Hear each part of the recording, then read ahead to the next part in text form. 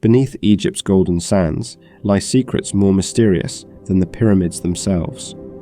Like a lost labyrinth said to contain 3,000 rooms, or a 100-ton granite box carved with impossible precision, its purpose unknown. What else sleeps undiscovered beneath the desert? This is Drift Off 2, where we bring calm stories for curious minds. Tonight, let your thoughts drift beyond the pyramids and into the unknown as we explore the most unexplained mysteries of ancient Egypt. Chapter 1: The Lost Labyrinth. From legend to echoes beneath the sand.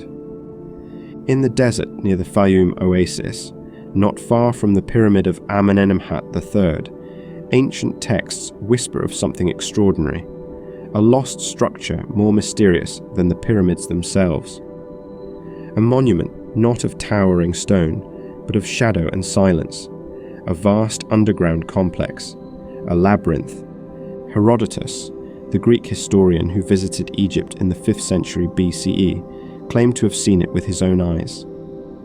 He described 12 great courts, over 3,000 chambers, and winding halls so confusing that even the guides would not enter some rooms alone. He said it surpassed anything he had seen in all of Egypt, including the pyramids.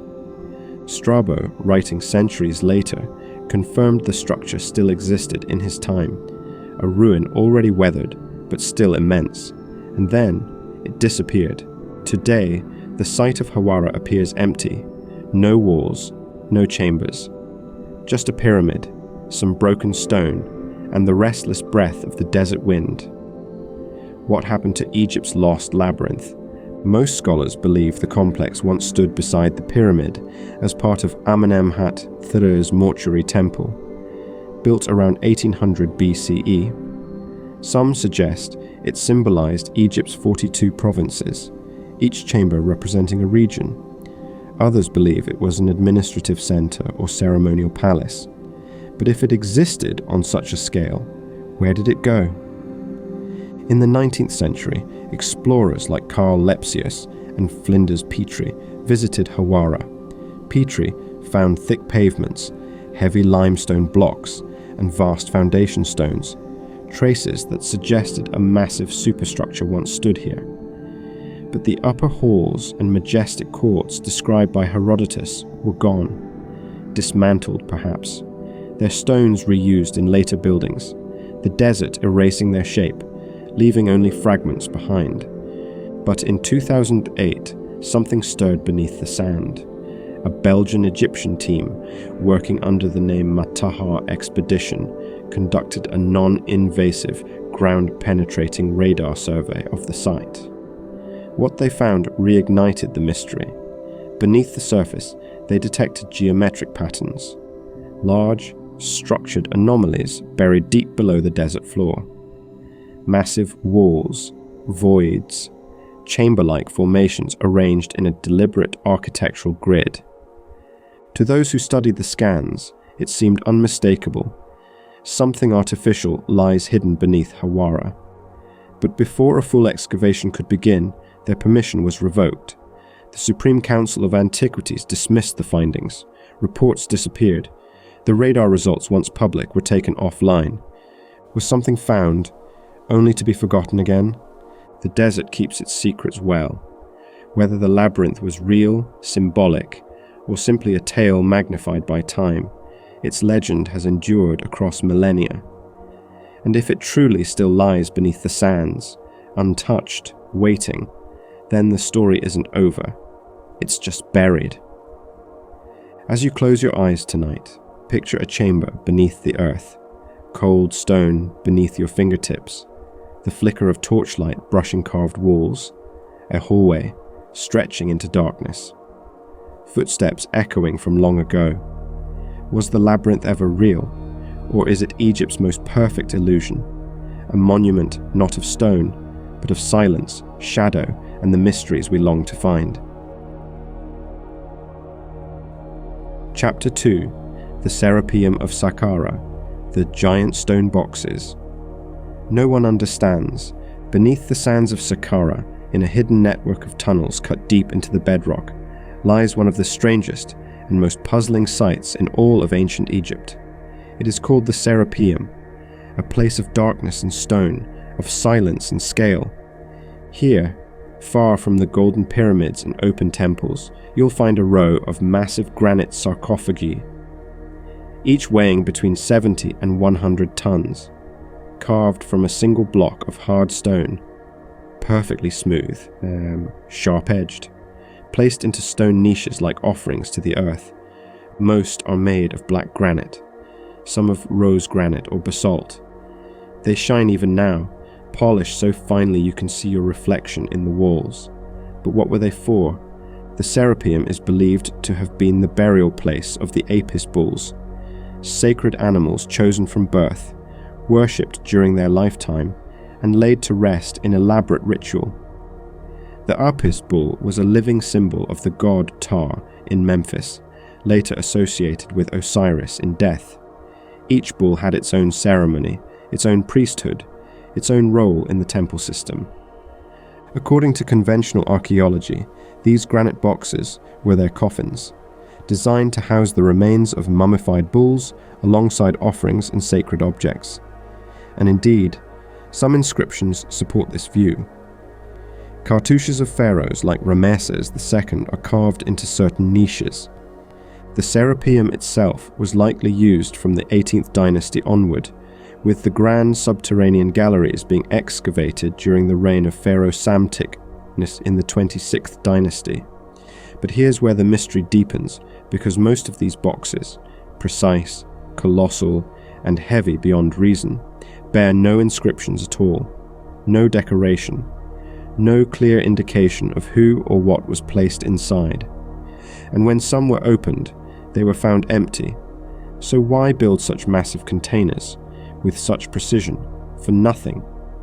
How were they carved, transported, and lowered into position? Even today, with modern tools and cranes, moving a 100-ton object through narrow tunnels cut into solid rock would be a serious engineering challenge. In the 1990s, engineer and researcher Christopher Dunn measured the interior of one of the boxes. He found the surfaces to be flat within microscopic tolerances, the kind of precision used in modern manufacturing. He suggested that this craftsmanship would be difficult to achieve even with today's equipment. Were the ancient Egyptians really doing this with copper chisels and sand? Mainstream scholars say yes. Given enough time, skilled labor, and abrasive materials, such work is possible, and perhaps it is. But the consistency and geometry of these boxes continues to raise eyebrows, especially among engineers who work with stone today. And so, other ideas begin to surface. Some propose that the boxes were never meant for bulls, but for something else. Perhaps energy devices, or chambers for sound resonance, or something far older than Egypt as we know it. These are speculative theories, unproven, unaccepted by academia, but they remind us how little we truly understand about ancient intent. Even Napoleon's expedition noted the Serapeum's strange construction when it was rediscovered in the 19th century. Long tunnels, vaulted ceilings, boxes so large they had to be lowered in place during excavation before the galleries were complete. Some boxes remain sealed to this day, untouched, undisturbed, resting quietly in the cool dark of these underground chambers. Whether they held sacred bulls, forgotten artifacts, or something else entirely, we don't yet know. But what we can say is this: the Serapeum was no ordinary burial site. It was a place of extraordinary effort, of deliberate design, and perhaps of ancient knowledge we've yet to fully grasp. Let your thoughts drift down into those echoing halls.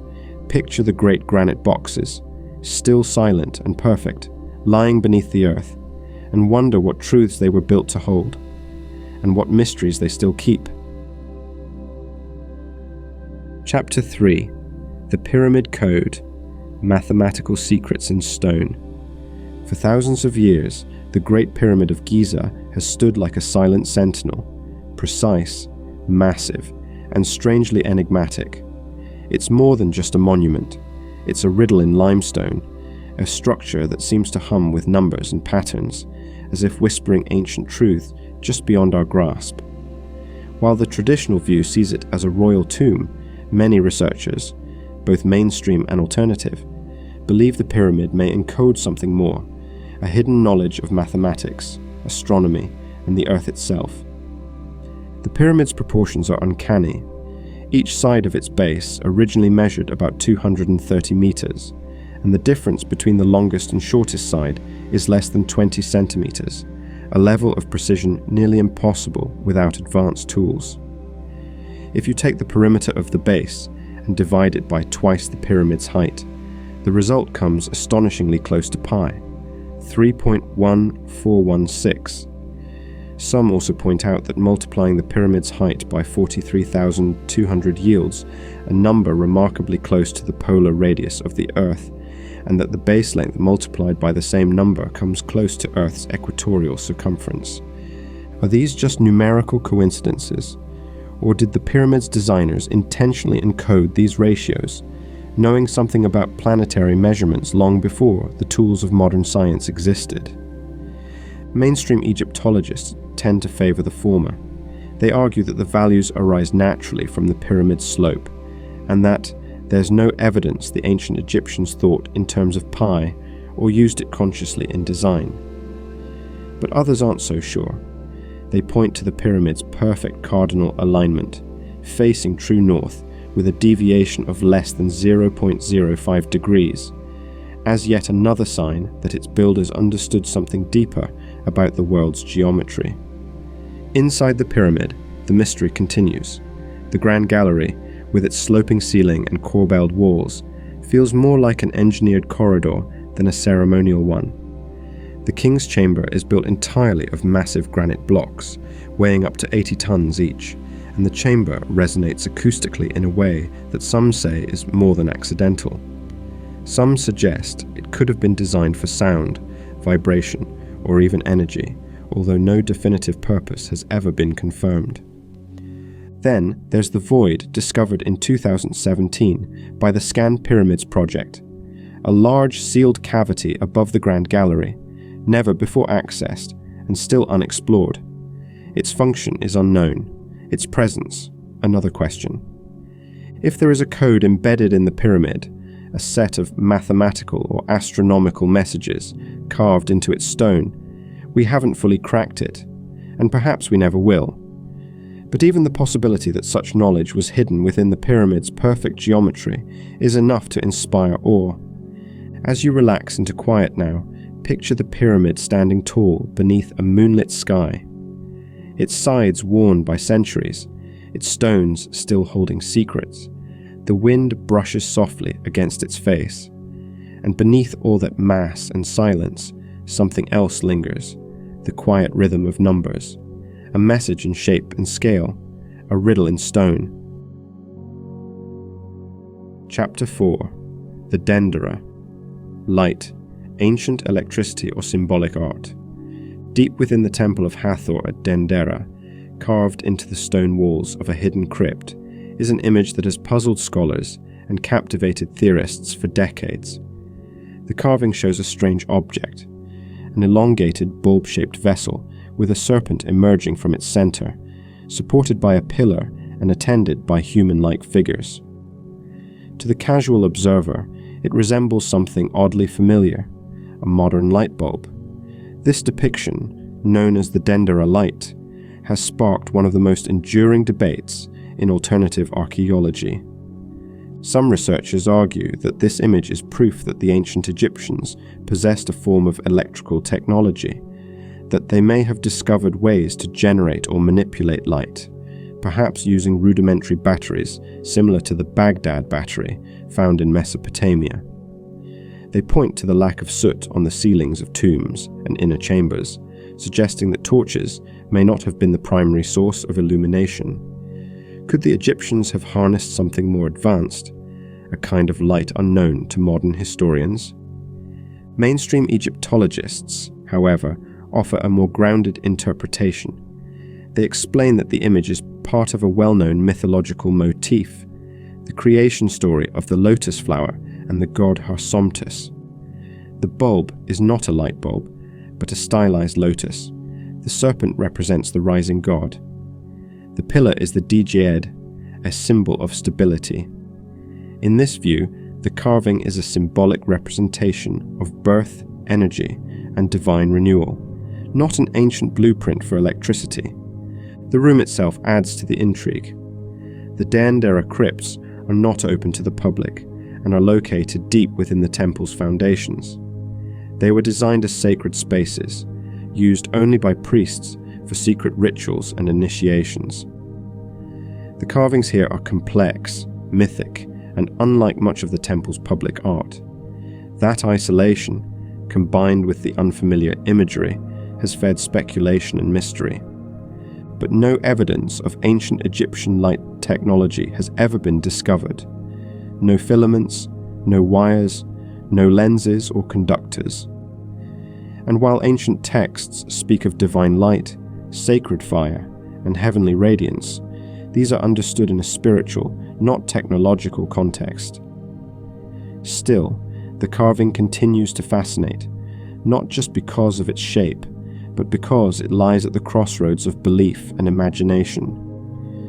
Was it an allegory for divine illumination, or a record of forgotten science? Were the Egyptians merely symbolic in their thinking, or were they encoding something more?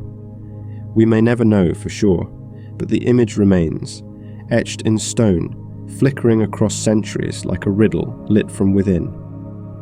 As you rest now, picture that dark chamber beneath the temple of Hathor. Cool air, heavy with silence. A flicker of torchlight revealing a carving that seems both ancient and strangely modern. A symbol, a question, a light that still glows, if only in the mind. Chapter 5. The Tomb of Osiris, a gate to the Underworld. Beneath the Giza Plateau, near the western edge of the causeway that once led to Khafra's pyramid, lies a shaft, quiet, overgrown, and easy to overlook. But beneath this unassuming entrance is one of the most enigmatic subterranean structures in all of Egypt. First excavated in the 1990s by archaeologist Zahi Hawass, the shaft descends more than 30 meters into the limestone bedrock. At its lowest level is a large chamber partially filled with water, and at its center, resting on a raised stone island, sits a massive granite sarcophagus, empty, uninscribed, and surrounded by silence. This mysterious complex has been nicknamed the Tomb of Osiris, named after the ancient god of the underworld. In Egyptian mythology, Osiris was buried deep beneath the earth, in a chamber surrounded by water, a description that eerily mirrors what was uncovered here. The structure is composed of multiple levels. The top levels contain small rock-cut rooms and passageways, while the lowest chamber, the so-called tomb, is unlike anything else on the Giza Plateau. Hawass has suggested that the site was a symbolic tomb, not the actual burial place of Osiris, but a cenotaph, a ritual space used for ceremonies linked to death, rebirth, and divine transformation. The water-filled shaft, the isolated island, and the unmarked sarcophagus all hint at a sacred purpose, tied to the mythic journey from death to renewal. But others aren't so sure. Some believe this structure predates dynastic Egypt entirely, part of a forgotten phase of civilization. Others argue that the design suggests more than ritual, perhaps a secret burial or an underground temple. The lack of inscriptions only deepens the mystery. Unlike most royal tombs, this site offers no names, no titles, no clear connections to a pharaoh or a known era. And yet, the precision of the stonework, the symbolism, and the sheer depth of the chamber imply something significant. Skeptics point to the absence of definitive evidence. No burial goods, no hieroglyphs, no artifacts that would confirm its purpose. And yet, the structure's resemblance to the Osiris myth and its location beneath one of the most sacred landscapes in Egypt continues to fuel speculation. Why would such a monumental effort be made for a chamber so inaccessible, so hidden? As you close your eyes tonight, picture yourself descending that stone staircase, deeper into the earth, into stillness and shadow. The air grows cooler, the light fades. At the bottom, water glistens softly around a dark stone island. In its center, a sarcophagus rests, untouched, unclaimed, and waiting. Is it a gate to the underworld, or a doorway into a forgotten chapter of history? Chapter 6. The Strange Boxes of Abu Rawash. Just a few kilometers north of the Giza Plateau lies a lesser-known archaeological site called Abu Rawash. At first glance, it appears unremarkable. A collection of ruins, scattered stones, and the remnants of an unfinished pyramid attributed to Pharaoh Djedefre, son of Khufu. But nearby, something far more unusual has puzzled researchers for decades. A set of massive, finely cut stone boxes. These are not typical sarcophagi. They are heavy, precisely shaped, and made from incredibly hard stone like basalt and diorite. Some are partially buried, others exposed to the elements, but all seem to share one thing. They appear far more advanced than what is typically associated with Egypt's 4th dynasty. The boxes are enormous. Some weigh tens of tons and exhibit a level of craftsmanship that borders on the extraordinary. Their interiors are smooth, their angles exact. The surfaces bear no tool marks consistent with the copper chisels and pounding stones traditionally used by Egyptian builders. To modern engineers and stonemasons, the finish suggests machining, precision work that would normally require diamond tools or industrial cutting technology. Yet, these artifacts are thousands of years old, and no advanced tools have ever been found at the site. Mainstream scholars have proposed more grounded explanations. Some argue that the boxes were storage containers for ritual items, perhaps never completed or abandoned during construction. Others believe they were components of a failed architectural project, part of the Djedefre pyramid complex that was left unfinished due to political or logistical challenges. But even these explanations leave questions unanswered. Why go to such lengths to shape such hard stone so precisely, only to leave the boxes unused? Why build them far away from the pyramid's central axis? Alternative researchers have been quick to suggest more provocative theories. Some see the boxes as remnants of a lost advanced civilization, survivors of a pre-dynastic age whose technology far surpassed what we understand. Others propose that they served as energy devices, resonance chambers, or containers for unknown forms of power. There is no evidence to support these claims, but the mystery remains potent because conventional explanations do not fully satisfy. There are no inscriptions on the boxes, no hieroglyphs, no dedications, no context. Just immense silent blocks of stone, shaped with a purpose that is no longer clear. Were they ceremonial, functional, symbolic, or something we've yet to imagine? As you drift towards sleep, imagine the wind whispering across a quiet stretch of desert, the sun low in the sky, and resting there in the sand, a black granite box, smooth as glass, heavy with silence. Not forgotten, but waiting, unused, unexplained, and still, after thousands of years, unmoved. Chapter 7. The Bent Pyramid, Geometry, Acoustics, and Purpose. In the desert of Dashur, just south of Cairo, stands a monument unlike any other in Egypt, the Bent Pyramid. At first glance, it appears similar to other pyramids of the Old Kingdom, rising from the sands with a familiar triangular silhouette. But look closer, and you'll notice something strange. The angle of the pyramid shifts partway up. The lower section climbs steeply, then suddenly tapers into a gentler slope, giving the entire structure a distinct, almost unfinished appearance. This unusual shape has puzzled researchers for centuries. Built during the reign of Pharaoh Snefru, around 2600 BCE, the bent pyramid is believed to be one of Egypt's earliest attempts at a smooth-sided pyramid, a step forward from the stepped designs of earlier tombs. The traditional view holds that the builders began with too steep an angle, perhaps around 54 degrees, and later reduced it to about 43 degrees to prevent structural collapse. Evidence of cracks and instability within the core supports this theory. It's thought that lessons learned here influenced the construction of the more stable red pyramid nearby, also commissioned by Sneferu. But others believe the pyramid's shape was intentional from the start. Some suggest it symbolized the fusion of earth and sky, or reflected duality in ancient Egyptian cosmology, a merging of the physical and spiritual worlds.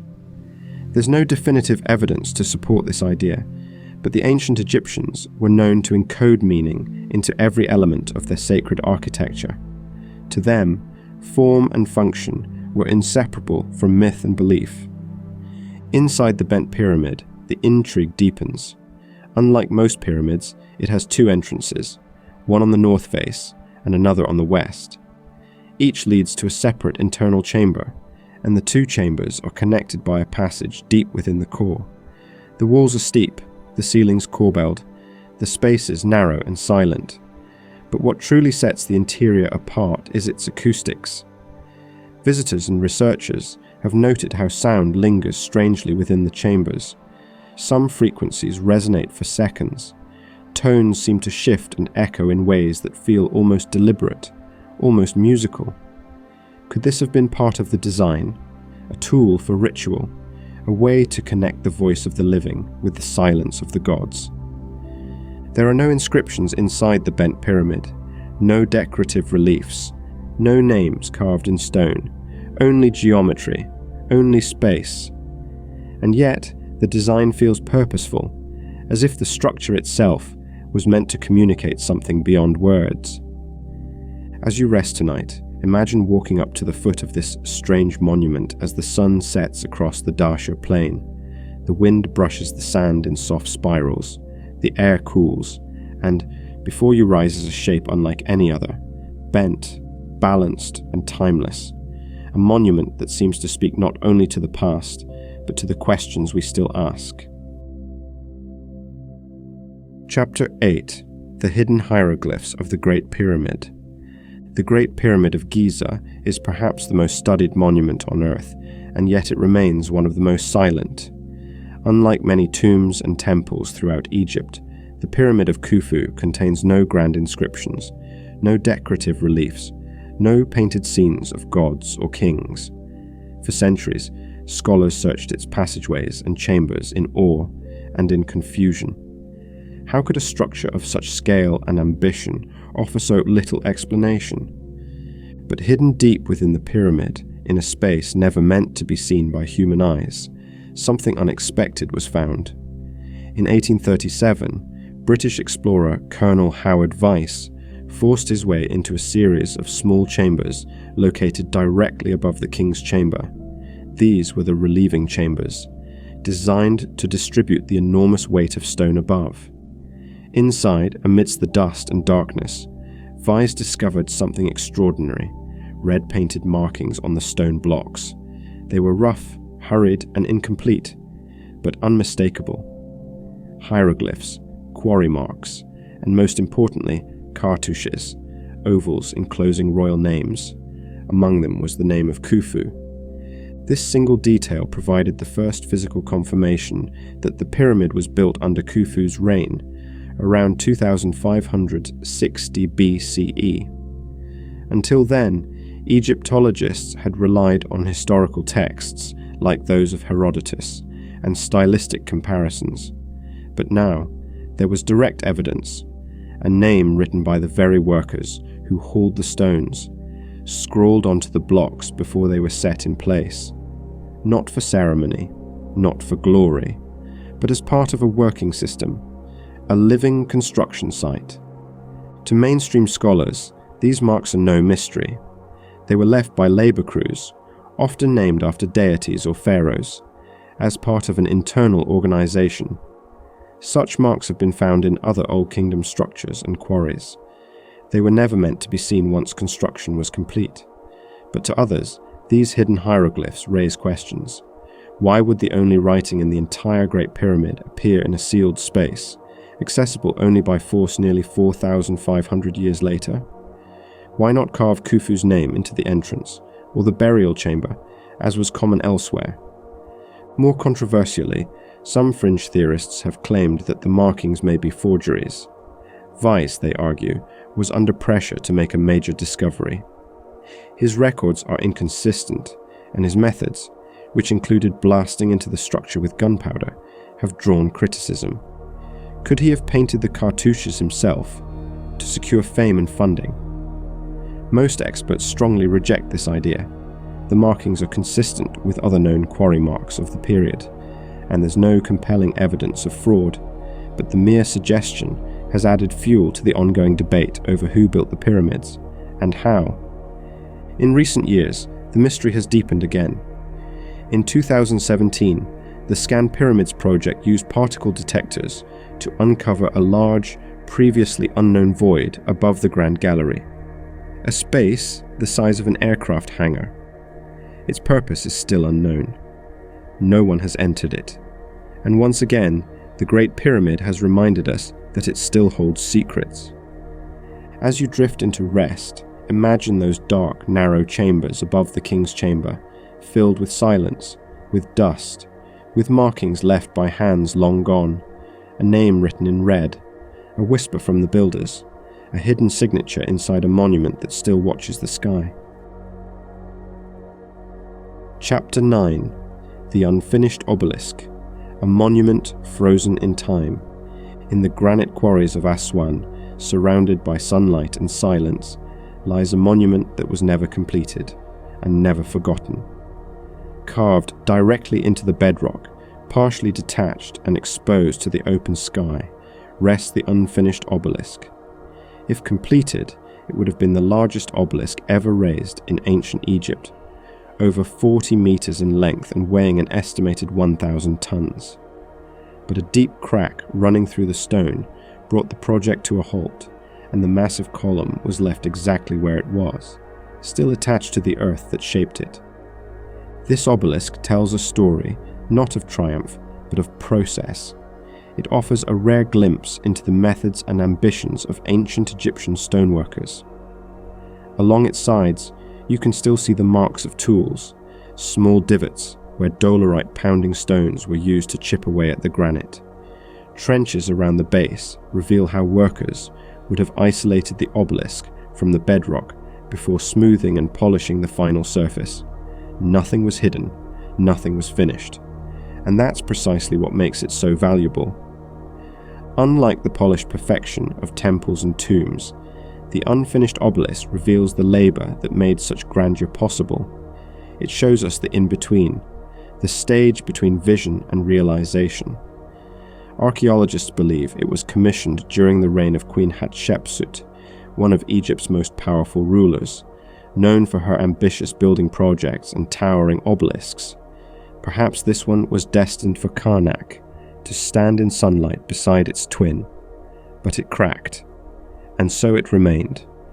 There is something haunting about its presence. The stone is vast and silent, yet intimate. You can walk along its length, trace the lines left by chisels, and imagine the sound of hammers striking day after day. There are no inscriptions on it, no finished polish, just weight, intention, and abandonment. Questions remain. How did the Egyptians plan to move such a massive structure once it was freed? How did they transport obelisks of similar size across the Nile, then stand them upright with such precision? We have theories about sledges, lubrication, ramps, and counterweights, but no definitive answers. The unfinished obelisk freezes those questions in stone.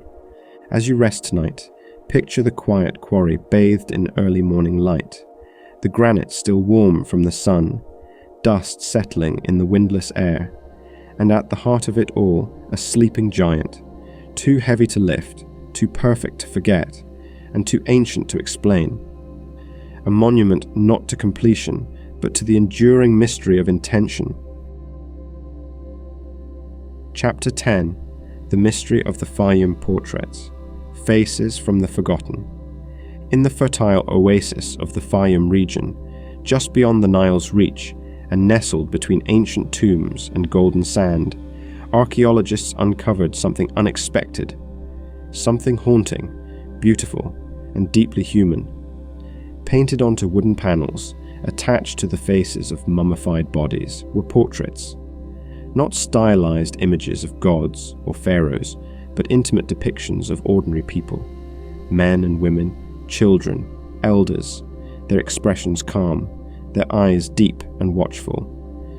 These are the Faiyum mummy portraits, faces frozen in time, painted nearly 2,000 years ago during Egypt's Greco-Roman period. What makes these portraits so striking is their realism. Unlike the symbolic, idealized images found in traditional Egyptian tombs, these paintings are naturalistic, vivid, and personal. Each face is unique. You can see subtle differences in age, emotion, and character. Some wear gold jewelry or laurel wreaths, others plain robes. Some look out with quiet confidence. Others appear solemn, contemplative, or even wistful.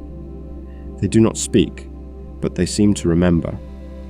Most were created using a technique called encaustic painting, where pigment is mixed with hot wax and applied to wood. The result is rich and luminous, with colors that have survived centuries in the dry Egyptian climate. Others were painted using tempera, a method combining pigment with egg or water. The craftsmanship is astonishing. Artists use fine brushes to render eyelashes, curls of hair, and the soft gradient of a cheek in the half-light. And yet, despite their beauty, almost none of these people are named. Few inscriptions remain. We don't know their occupations, their families, their beliefs. We only have their faces. They lived and died during a period of great cultural blending, a time when Egyptian, Greek, and Roman traditions intertwined. Their burial practices reflect that mix. Mummification endured, but the artistic style changed. The gods remained in tomb carvings, but here in the portraits, the human soul took center stage. Were these portraits painted during life and displayed in the home, only to be placed on the mummy at death, or were they created shortly after passing, crafted by artists who may never have met the subjects? Scholars are still unsure. What we do know is that they represent one of the earliest and most poignant traditions of personal remembrance, a desire to be seen, to be known, to be remembered beyond the body's decay. Today, the Faiyum portraits are scattered across museums and private collections around the world. Their original resting places have mostly vanished, and yet, their eyes still meet ours, across centuries, across cultures, across silence. As you settle into stillness, imagine a quiet tomb cut into the desert rock. A single painted face illuminated by a shaft of dusty light. Not a king or a warrior, just a person watching, waiting, whispering that they were here, that they mattered, that someone once loved them enough to capture their likeness and preserve it forever. Chapter 11. The Shining Ones of Abydos. Gods, symbols, or something else. In the ancient city of Abydos, one of Egypt's oldest and most sacred sites, the walls of the temple of Seti the Faun are covered in stories. Stories of gods, kings, rituals, and divine lineage, carved in precise relief, faded slightly by time, but still powerful. But high above one of the temple's lintels, nestled within a panel of eroded and overlapping hieroglyphs, is a set of images that has drawn far more attention than most. They seem to resemble something deeply out of place, something unmistakably modern. To some eyes, the carvings look like machines, a helicopter, a submarine, a tank, a jet. Shapes not typically associated with pharaohs or the afterlife. Photographs of the panel have circulated widely, often labelled the Abydos helicopter or ancient UFOs. For those drawn to ancient astronaut theories, these images offer tantalizing clues that the Egyptians had access to advanced technology, or even contact with visitors from beyond our world. But Egyptologists offer a simpler explanation. These carvings are believed to be a palimpsest, a layering of inscriptions that occurred when the original texts, created under Pharaoh Seti III, were later overwritten by his son, Rameses II. Over time, as the plaster filling between layers eroded, the overlapping symbols formed new shapes, strange accidental silhouettes that now resemble vehicles and devices we know today. There's no evidence that they were meant to represent technology. Instead, they may be the result of natural wear and centuries of shifting materials. Still, the mystery persists. Even knowing the scholarly explanation, it's difficult to look at the images and not feel something stir. The outlines are oddly precise, the resemblance uncanny. Could it really be just coincidence, or was there some symbolic or astronomical meaning that we've simply misinterpreted? In Egyptian art, symbolism runs deep. Wings, serpents, stars, and discs often represent abstract ideas, protection, divinity, rebirth. Shapes we might associate with machines could, in their context, mean entirely different things. They might be metaphors for movement, for the soul's journey, or for the power of the gods. But we're drawn to patterns. And when we see something familiar in something ancient, our imaginations awaken. Perhaps that's part of the magic of places like Abydos. They contain layers of meaning, spiritual, historical, accidental. They invite us to look, to wonder, and sometimes to question the limits of what we think we know. So as you drift into stillness, picture yourself walking through the temple's shadowed halls. The air is cool, the stone smooth beneath your fingertips. A faint beam of light reveals a set of markings above you, worn, mysterious, oddly familiar. Are they only erosion, or are they something more? Whatever they are, they endure, carved into sacred walls, speaking in silence to anyone who dares to look up and wonder. Chapter 12. The Star Maps of Senenmut, Astronomy or Myth. Beneath the sandstone cliffs of Deir el-Bahari lies the tomb of a man named Senenmut, a royal architect, scholar, and trusted official of Queen Hatshepsut. Though not a king, his tomb bears some of the most remarkable celestial artwork in all of ancient Egypt. Painted onto the ceiling of one of its chambers is what many believe to be a star map, a sprawling depiction of the night sky as it may have looked thousands of years ago. It is beautiful, and it is mysterious. The artwork is divided into two parts, a northern and a southern sky, each adorned with constellations, stars, lunar phases, and even the paths of certain planets. Above it all is the goddess Nut, arching across the heavens, swallowing the sun at dusk, and giving birth to it again at dawn. This was not simply decoration, it was cosmology, a sacred map of time and space intertwined with mythology. What makes Senenmut's star map unique is the possibility that it reflects a real astronomical event. Some researchers have argued that the planetary alignments shown on the ceiling, particularly the placement of Jupiter, Saturn, Mercury, and Venus, may represent an actual configuration that occurred around 1534 BCE. If true, this suggests the ancient Egyptians were not just mythmakers, but keen observers of the sky, tracking planetary cycles and recording them with surprising accuracy. We know they watched the stars. The rising of Sirius marked the annual flooding of the Nile. The alignment of temples with solar events speaks to their astronomical awareness, but Senenmut's ceiling raises deeper questions. Was this just a ritual calendar or an observational record? Did they see the cosmos the way we do, as a system of orbits and patterns, or as a divine tapestry where each star held not just a place, but a spirit? There are no written explanations left behind, no commentary detailing the purpose of the chart. Some scholars view it as mythic symbolism rooted in stories of gods and creation. Others see it as a functional tool, a map used to navigate the sky or guide the soul after death. Still others wonder whether this was a merging of both, science and spirit entwined in paint and plaster. What is certain is that Senenmut was no ordinary man. Rising from humble origins to become steward of the royal family, he designed some of Egypt's most iconic monuments.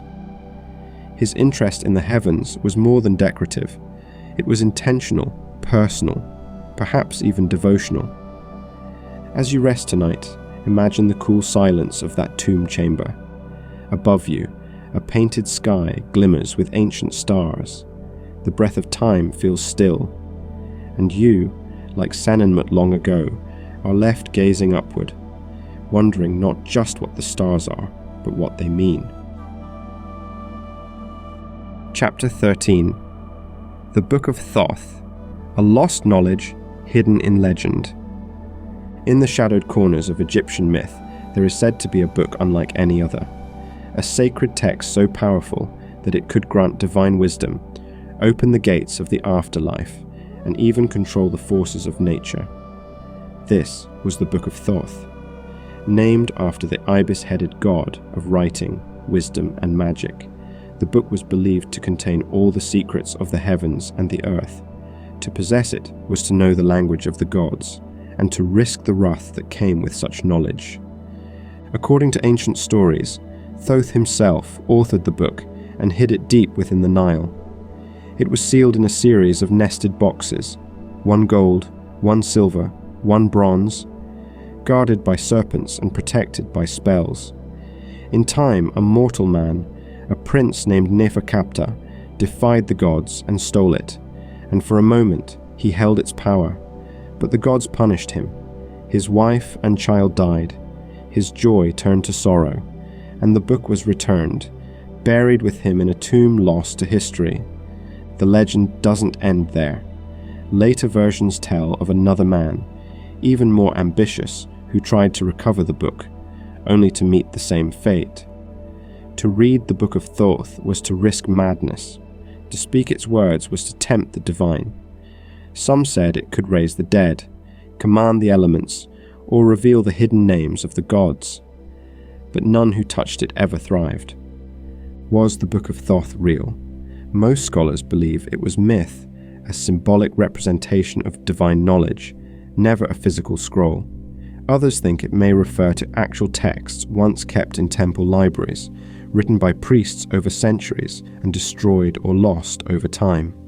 It's even possible that elements of the legend survived through Hermeticism, a later philosophical movement that blended Greek and Egyptian ideas, with Thoth becoming Hermes Trismegistus, the source of the so-called Hermetic texts. Throughout history, seekers of hidden knowledge have searched for Thoth's book, not just in Egypt, but in alchemy, astrology, and mysticism. They've believed it might live on in secret manuscripts, coded symbols, or buried vaults. But like so many ancient riddles, the truth remains elusive. The story is a mirror, reflecting what we most desire: understanding, power, transcendence, and what we most fear, that we are not ready for it. As you fall into rest, imagine a forgotten temple buried beneath the sands. In its deepest chamber, wrapped in silence and shadow, rests a scroll that no hand dares open. A book not made of pages, but of meaning. Not ink, but intention. A whisper from the gods, waiting for a reader who may never come. Chapter 14. The Mystery Endures. Egypt's Unfinished Story. From the towering pyramids of Giza to the hidden tombs beneath the sand, ancient Egypt continues to whisper through time, not just in stone or myth, but in mystery. For every monument unearthed, another lies buried. For every answer revealed, a dozen questions take its place. The deeper we dig, the more we realize how much remains hidden, how much has been lost to wind and time. This land was shaped by silence, rituals performed beneath flickering torchlight, priests and builders whose names have faded, though their work still stands. Kings and queens who spoke to gods, who carved their stories into temple walls, believing that memory could last forever. And yet, the echoes remain. A chamber sealed deep within the Great Pyramid, a ceiling painted with stars that once guided a soul's passage into eternity, a carving that resembles modern machines, a number that mirrors the shape of our planet. Are these coincidences or glimpses of something deeper? Knowledge woven into stone by minds attuned not only to the physical world, but to the divine? The ancient Egyptians measured the heavens, charted the flooding of the Nile, aligned their monuments with stars. But they did not separate science from spirit. To them, the sun was not only a celestial body, it was the god Ra, reborn each dawn.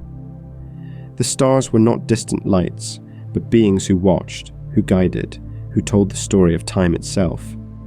Their world was one of balance, of ma'at, where order, truth, and harmony were not just ideals, but the fabric of existence. Perhaps that's what draws us back. Not just the architecture, not just the mystery, but the feeling that the people who lived here understood something we've almost forgotten. That to build is not just to measure, but to honor. That to observe the stars is to be part of them. That legacy is not carved in stone alone, but in the intention behind it.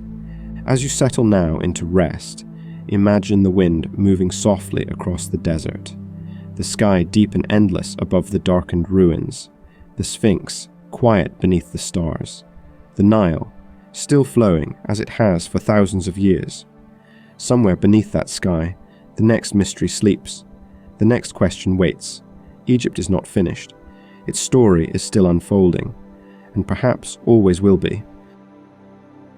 So, what do you think? Were these ancient mysteries simply stories carved in stone, or clues to a forgotten knowledge that still lingers in the sands of time? We'd love to hear your thoughts. Share your theories or favourite Egyptian enigma in the comments below. If the wonders of ancient Egypt stirred your curiosity, don't miss our next journey into another fascinating chapter of human history. And if you enjoyed drifting off with us tonight, please give this video a like, subscribe to the channel, and tap the bell so you'll never miss a new discovery. Until then, sleep well, dream deeply, and keep wondering.